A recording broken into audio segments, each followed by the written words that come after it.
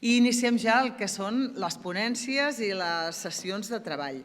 Ho fem amb Alice Morrison, que és una aventurera, presentadora de televisió i autora que actualment resideix a les muntanyes de l'Alt de l'Atles del Marroc. És també una reconeguda periodista i oradora. Col·labora regularment amb The Telegraph, Financial Times, National Geographic i altres mitjans de comunicació. Ella ens presenta un tema que es titula Emmarcant el context les nostres meravelloses muntanyes, oportunitats i desafiaments. Saludem, doncs, i donem la benvinguda a Alice Morrison.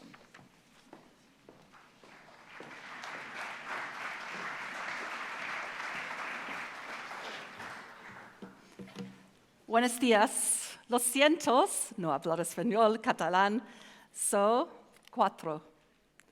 I'm going to speak in English. I'm sorry that I don't speak Spanish or Catalan, but it's my great honor and pleasure to be with you here today. And I am going to give you some general thoughts on our marvelous mountains. I know I'm in a room full of mountain lovers, Mountainlikers, and I want to talk about the opportunities and challenges. As you can see, I'm here with a camel, who you don't often see in the mountains. I'm an adventurer. I do big adventures. I cycled from Cairo to Cape Town. I ran around Everest very slowly. And I've walked from Mauritania to the Mediterranean with 6 camels. So I do big adventures, and then I write about them. I do TV shows about them. And I have done many adventures in the mountains, and I am watching and seeing how our world is changing from walking or cycling or running. So from a very small perspective, but doing very long journeys. And I hope to share some of that with you.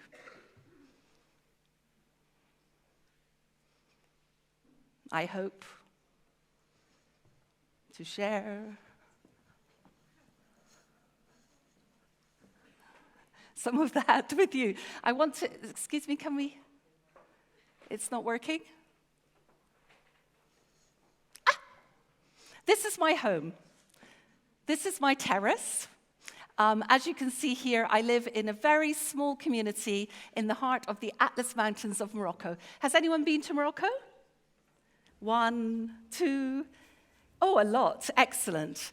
Well, I'm in the Atlas Mountains, and this is what I see every morning, the mosque, and then 3,000-meter peaks.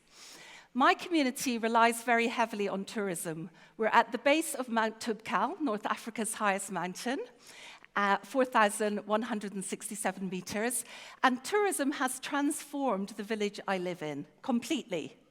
It has brought prosperity. People can now afford healthcare, they can afford dentists, their children are being educated, and they have a better standard of living. So I have seen all the benefits that mountain tourism can bring to a community. But I will also say to you that I have seen some of the negatives. I see tourists come in from the West, and they do not respect either the mountains or the people. The girls come, they wear shorts, they wear small tops. It's a very Muslim community. This is very disrespectful. People come in, they say, I want to eat meat, I want to eat chicken, I want to eat protein. When the people here, they eat meat maybe once a week.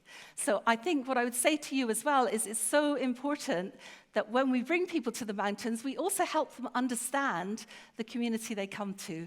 I was looking at pictures of Andorra from, I don't know, maybe 50 years ago, when you had mules and donkeys. This is where the Atlas Mountains is now. And you have changed completely here. Europe has changed fundamentally. But it is important to safeguard the traditions of our mountain people.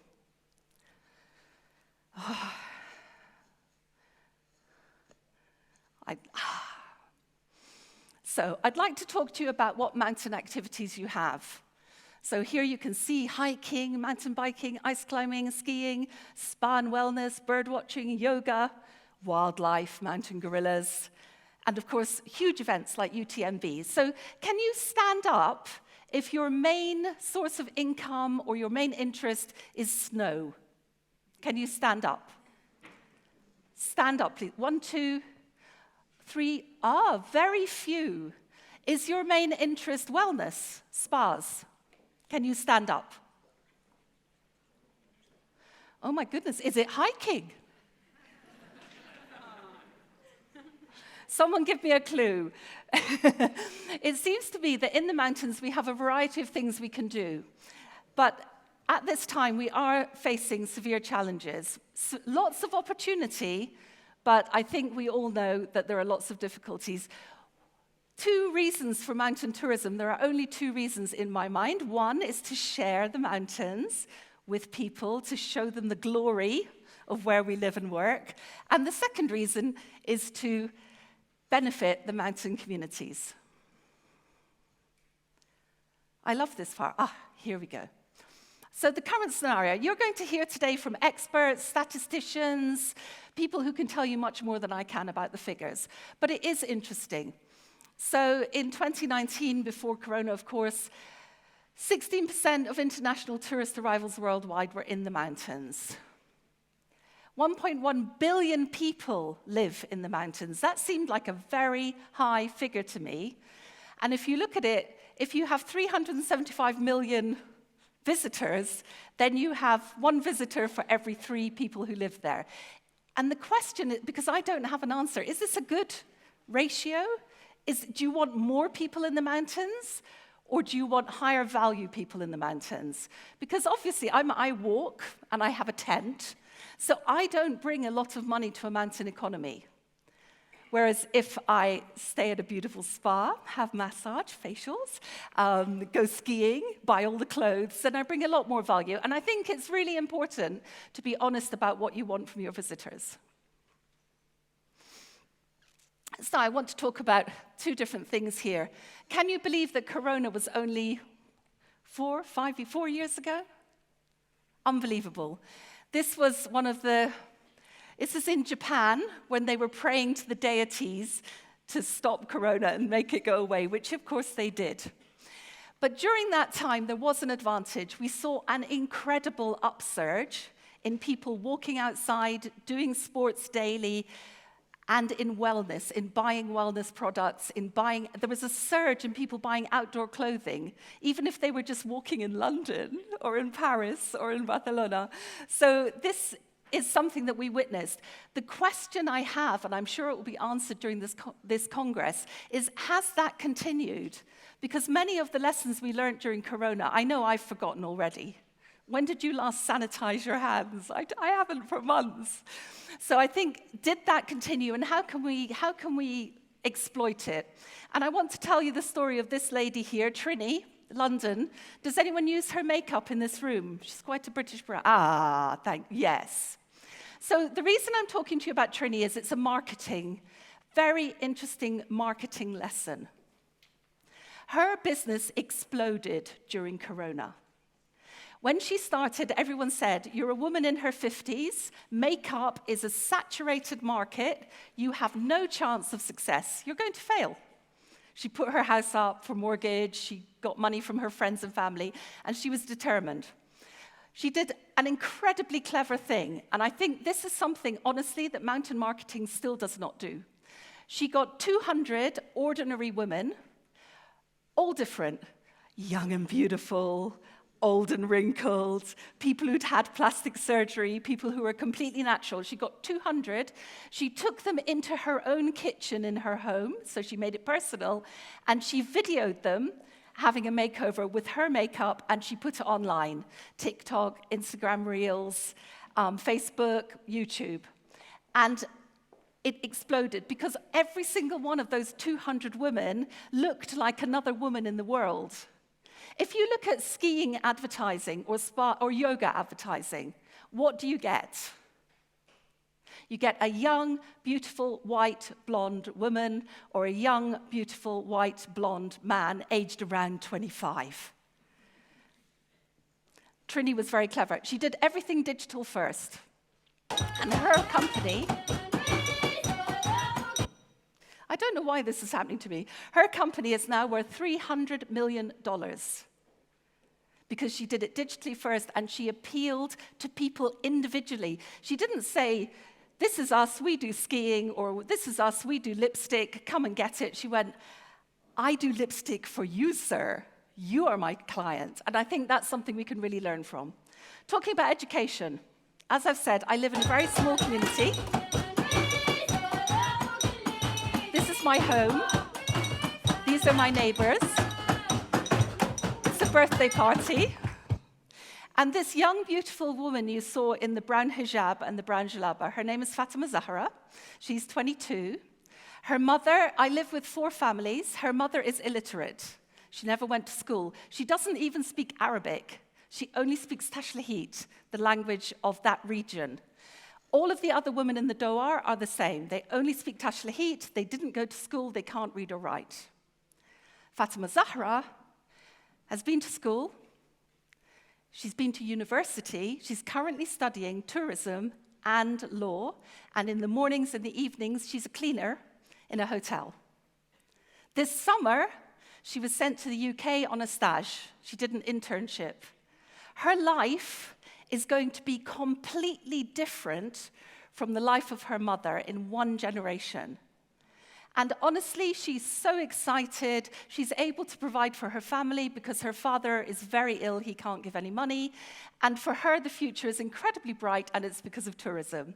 She has 2 aims. She's not sure which one, and it's very funny to me because they're so different. She might become a mountain guide, or she might work in the finance department. But she is a perfect example of where tourism can do so much good. Okay, so now let's talk about the challenges. I'm sure you'll be hearing more, and perhaps you have different challenges, but for me, the biggest challenge facing our mountains is climate change.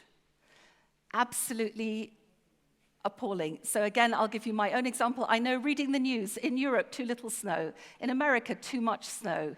Where I live, the whole winter, 2 days of snow and rain. We now are officially in a drought in Morocco.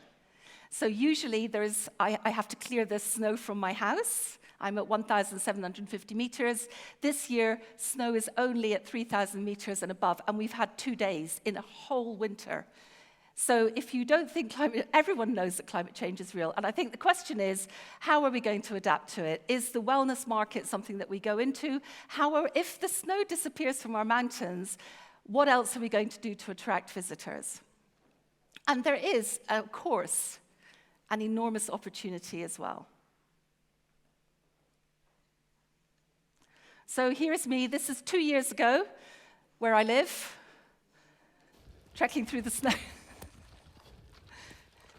And I'm sure you've all done this many times as well, just trekking up through the snow, thinking, oh, I can't see anything. It's boiling hot in my clothes. It's freezing cold outside. We've already said that the wellness market is worth 5.6 trillion worldwide, and that we need to market a bit more intelligently to get to it. Do you know what the fastest growing segment in adventure tourism is? Anyone? Women, 45 plus. That is the fastest growing segment in tourism at the moment, and the reason they want soft adventure. And by soft adventure, you can include a whole wellness journey in that. Intrepid Travel did a survey recently, and their increase in that demographic is 83% year on year. And they did a survey of 2,000 women in the UK and found that for women of 45 plus, 68% of them put travel as a top priority. So for example, that is a market. Are you targeting them? Are you giving them opportunities to come to the mountains when you have low season, to come with their daughters, maybe, to come on a girls' trip? Are you offering them packages that will specifically appeal to women of 45 plus? And that's the beauty of digital marketing, of course, and of AI, is that you can target each individual. Also, just broadening your appeal. I know that you all do this, that you're all thinking very intelligently about it. But for example, do you know what month it is this month? It's Ramadan. There are nearly 2 billion Muslims worldwide.